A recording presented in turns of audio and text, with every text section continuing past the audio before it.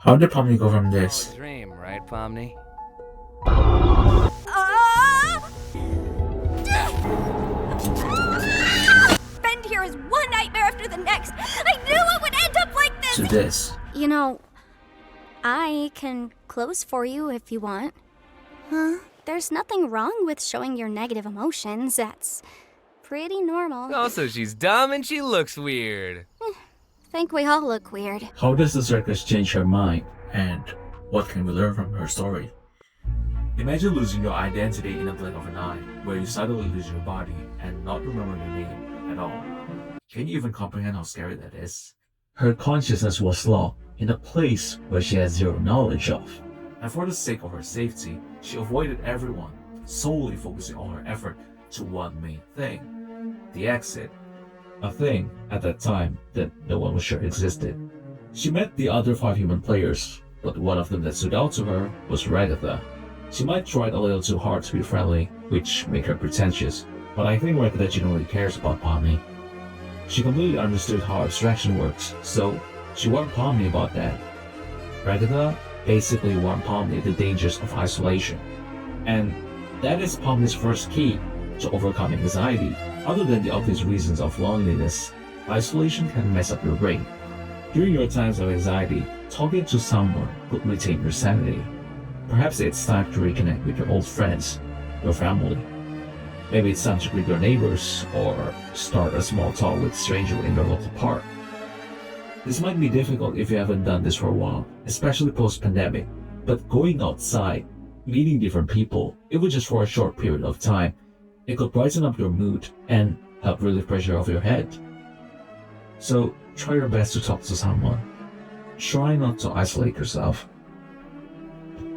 Pomni, of course, was quite hesitant with that idea.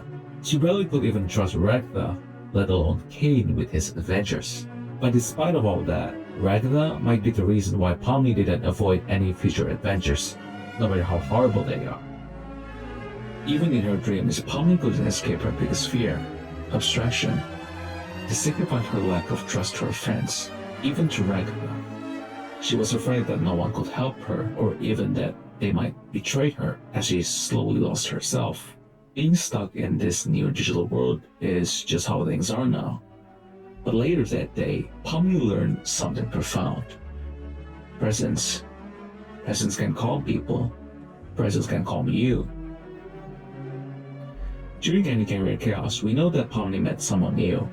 Gamiku, a gummy crocodile who had an identity crisis after finding out his whole life was a lie. And that's when Pomni, for the first time, revealed her compassion. She doesn't want anyone else to be just as stressed as she was yesterday, so she tried her best to make him feel better. Feeling like you're nothing is kinda normal. I mean, people even feel like that in the world I came from. But you still care about your buddies up there, don't you? I'm sure they still care about you. Instead of telling him to calm down and cheer up, Pomni reminds Gamiku that whether he's real or not, his presence does matter. He matters to his buddies, and he matters to her. She even acknowledged him as a friend. The importance of presence is often reiterated in the show. During Kaufman's funeral, when Kinger shared his memories, and even when Jax opens up to Pomni, and possibly also in other future moments. Even in the depressing moments of grieving, Pomni found comfort and hope. This very funeral opened her eyes to her group of friends that actually cares for each other, and their presence wrapped Pomni's worries like a warm blanket. She had nothing to fear, nothing to worry about, because she is not alone, she has friends by her side. Kinger also tells Pomni that presence is important. And cherish the people around you. You never know when they'll be gone. If you have a friend that needs to be cheered up, the last thing they want is to be told to cheer up. What they need is support, your presence, your ears. A solid proof that you actually care without judgment. It's definitely a more helpful way than telling them to just cheer up and move on. Kinger calmed Pomni down, not by telling her to do so, but by being present beside her. As they returned from their adventure, Pomni immediately remembered about Ragatha, and so Pomni put Kainer's advising to practice for her. Hey, Ragatha, Yeah? I just want to say thanks for always being concerned about me. I feel like through everything, I haven't really been appreciative enough about that. Oh, thank you, Pomni. I just want to make sure you're doing all right. You know, we care about you. But sometimes, words aren't enough for someone to let you stay beside them. Just like when Pomni tried to help Gangle. Gangle is different from Gamigu. For one, she's a real person, with actual struggles and feelings. She just covered it with her plastic mask. And from what we've seen throughout the previous episodes, she's not the type who is just open to anyone. As more pressure mounted upon her, things went south real quick. In Gangle's eyes, Pomni was just like her. A person who didn't recognize her authority as a manager. Even so, we actually see how Pomni tries to help Gangle. She tried her best staying on her side, but Gangle just brushed her feelings off to get back to work. As Gangle couldn't control Pomni and basically everyone else, Gangle started to question herself. Am I actually the ones responsible for all this? Why? Why me? Why couldn't I actually lead my crew to work?